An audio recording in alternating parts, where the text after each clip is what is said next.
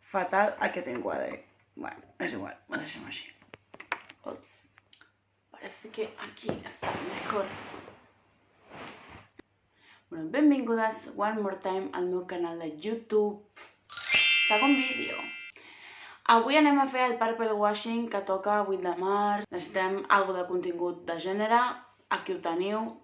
És broma, penya, aquí no fem cap purple washing. Portem el purple mood els 365 dies de l'any, però no som tontos tampoc, i així que aprofitem el clickbait de les coses de feminisme i de gender per treure aquest vídeo que vol posar en el mateix sac a l'Aitana d'Operación Triunfo, que ara ja no és l'Aitana d'Operación Triunfo, és la Aitana, i a l'urbanisme feminista. Dues coses que potser pensem, no tenen res a veure, estàs mezclando la velocitat con el tocino, però no, amics. Si una cosa em va ensenyar el meu amic David Jodar del poble va ser que la velocitat i el tocino sí que tenien relació. Per què? Perquè si tu menges molt de tocino, no vagis a córrer una cursa, no tindràs velocitat. Per tant, aquestes coses que semblen que no tenen res a veure, si dones una volteta més, sempre tenen alguna a veure. Sempre hi ha alguna relació que no ens havíem plantejat mai. I això és el que vinc avui a explicar-vos. Avui ens ocupa un altre videoclip, i com he dit, serà el videoclip de l'Aitana, en concret de la cançó que es diu Ni una menos. En aquest canal som fans de l'Aitana? No, la veritat, no ens agrada massa. Bueno, no ens declarem fans de la seva música, però sí d'aquest videoclip. La veritat és que vaig una mica a pelo i no sé m'he mirat si hi ha algú que hagi fet algun review d'aquest videoclip, però bueno, jo com si fos la primera. He dit que la cançó es diu Ni una menos i és Ni una más perquè m'estic confonent amb una cançó que sí que m'agrada molt, que es diu Ni una menos. Si baila reggaetón, ni una menos. Ni una menos. Bueno, el caso, que me lío. Aviam, que aquest videoclip de l'Aitana, aquesta cançó es diu Ni una más. Acabo de fixar-me que la va treure el dia 30 d'abril del 2021, con la qual no va ser un purple washing d'aquest de 8 de març, no, molt bé, Aitana, o sigui, ara m'està agradant més la cançó. Dues coses a analitzar en aquesta cançó. Per una banda, la cançó en si mateix, que parla de ni una más, en plan, fins aquí hem arribat, de dones que han de patir unes violències, i l'Aitana diu, s'ha acabat, no? I estem fins al cony, però ho diu de manera bonica i amb una cançó. Bàsicament està dient d'una manera més fisna i amb una cançó al piano el que diu el lema feminista de sola, borratxa, borratxa. L'altra cosa a analitzar, que és el que jo em centraré més, és en el videoclip, que resumint el que fa és, comença amb una escena d'ella està amb les seves col·legues, les seves amigues, i s'acomiaden. Llavors van 4 amigues seves juntes i ella se'n va sola i representa que és la tornada a casa. Tot això de nit.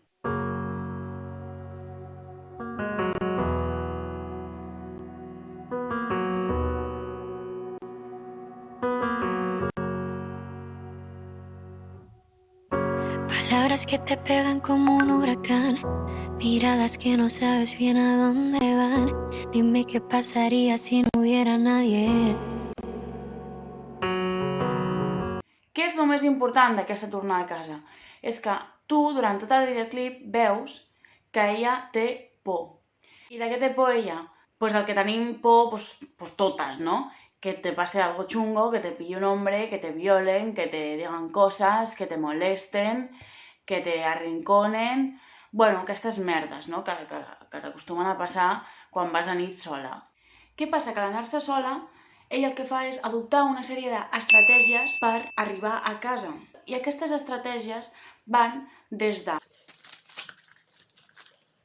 enviar la ubicació del mòbil a les seves amigues, portar les claus a la mà, mirar cap enrere tota l'estona, mirar a tot arreu en el fons, accelerar el pas, un clàssico, i altres que no surten al videoclip que afegeixo jo, com canviar de vorera, agafar un altre recorregut encara que no sigui el més curt, sinó el recorregut més segur, fer veure que parles per telèfon amb una conversa inventada, i també podríem fer la de recórrer a terceres persones. En el cas que tinguis nòvio, fer que el xurri t'acompanyi a casa o que les amigues t'acompanyin a casa, quedar-te a dormir a casa d'una amiga per no tornar sola.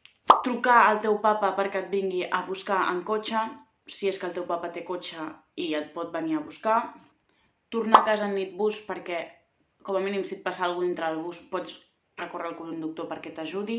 Inclús podries demanar-li al conductor que et deixi més a prop de casa, amb el bus a demanda, si és que es presta, en principi ho hauria. Picar el timbre de baix de casa teva perquè sàpiguen que estàs entrant, por si acaso te passa alguna cosa a la porteria. Enviar per WhatsApp el típic, ja estoy en casa. Posar-te els auriculars per si et diuen alguna cosa que es pensin que no els escoltes, etc, etc, etc.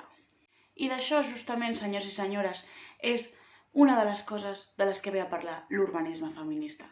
Que bàsicament ens ve a dir, dispensi, senyors urbanistes, perquè efectivament l'urbanisme l'han pensat històricament els senyoros. A part de parlar dels edificis i de la part física de la ciutat, hem de saber que la ciutat s'experimenta i que en funció de la persona que ets, les teves vivències, les teves experiències quotidianes són unes o unes altres. I moltes vegades, per no dir quasi sempre, no es té en compte l'experiència d'habitar els espais de les dones. I és que una de les maneres més fàcils d'entendre com experimentem la ciutat és a través de la mobilitat, de com ens desplacem. I un exemple molt clar és el que ve a explicar o el que ve a mostrar el videoclip de l'Aitana, que és la tornada a casa de qualsevol tia que torna a casa després de quedar amb les seves col·legues. Les dones, quan ens desplacem, experimentem una cosa extra, que és la por, i que fa que utilitzem els espais de manera diferent, que els utilitzem o que no els utilitzem. I sí, senyors i senyores, quan tu tens por, limites la teva mobilitat. Clar, ara estem dient, hòstia, ens hem adonat que, clar, el patriarcat, esa cosa que no se puede tocar, que està ahí en el aire, té una traslació, com es diu això? Una traducció, no? Real a la nostra vida quotidiana, afectant-nos en com ens movem. I com ens movem ens afecta en les activitats que fem, perquè clar, si jo no vaig bé, no puc tornar sola a casa, doncs potser ja no surto, no? Perquè sí, amics, a mi no em van deixar anar a Coco a Mataró quan tenia 16 anys, perquè on jo vivia no hi vivia ningú i ningú em podia acompanyar a casa, i per tant no volien que jo tornés sola. I sí, més d'una amiga, lo típic de que el germà sí que li deixen i a tu no, perquè clar, tu et poden passar coses que al teu germà no poden passar. I això és real, i això és segle XXI. El típico de, bueno, si vas con tu hermano, sí.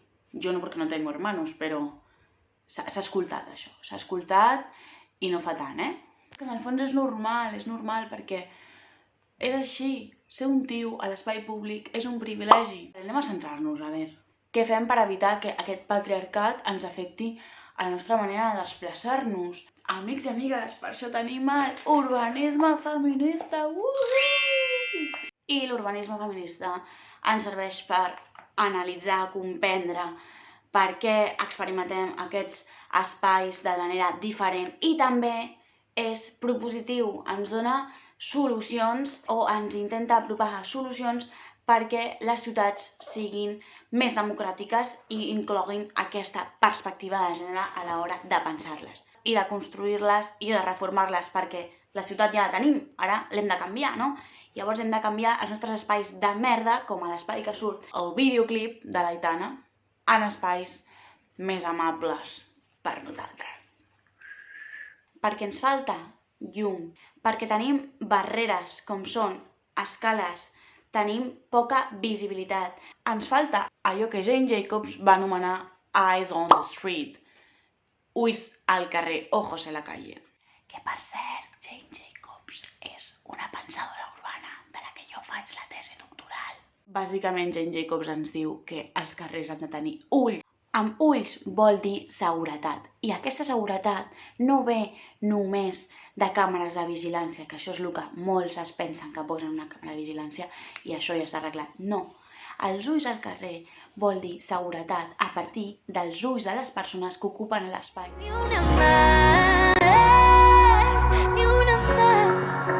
I també és molt curiós aquest moment final del vídeo que surten un munt de nois i de dones que són artistes i que en el fons són més ulls que l'estan mirant i que li estan dient tia, no estàs sola. No? Doncs és aquesta idea de que si hi ha ulls, si hi ha persones i si hi ha ties al carrer, doncs tu te sents més segura.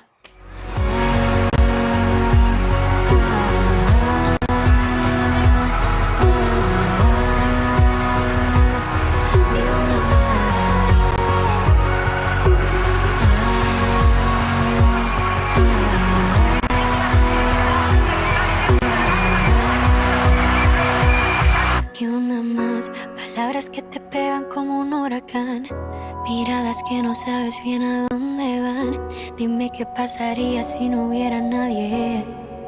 És una qüestió d'ulls al carrer i també és una qüestió que tu amb els teus ulls puguis veure. És a dir, de tots aquells elements de disseny urbà que contribueixen a generar inseguretat i que si hi hagués llum, si no hi hagués punts morts, segurament transitaríem els espais amb més tranquil·litat. I de fet, ella en un moment del videoclip diu sintiéndome insegura y aunque no lo soy, no ver tus intenciones me hace vulnerable. És a dir, si el disseny de l'espai no està dissenyat com perquè jo pugui veure el que passa, doncs clar, em sento insegura, no? Siguiendo mi camino yo sé a dónde voy, sintiéndome insegura y aunque no lo soy, no ver tus intenciones me hace vulnerable. I està clar, amics, aquesta seguretat no depèn només de l'espai, depèn també d'un sistema que fa que ens passin aquestes coses a l'espai. El patriarcado, amigos i amigues. No estem dient res nou. Però, ostres, em costa fer conclusions als vídeos i acabar-les, però com sempre, jo us he llançat missatges i vosaltres els rebeu i li dais una vueltecita. See you in the next video! No esté mal quedarnos solas entre extraños, como hacemos que cualquier mirada siempre esté libre de interpretaciones, que ni una más deba permanecer callada, que ni una más sufra por dobles intenciones, ni una más. Espera, que tenim algú que també vol ser youtuber. Ara tinc una mascota. No estava ready for this. Ai, ai, ai, ai, ai. Vinga, digues adeu, ens veiem al proper vídeo de YouTube, vale? Adiós, hasta el siguiente. Ni puto cas em fa aquest gat. Oh, shit. Oh my goodness. Ja tenim... No, espera, banana.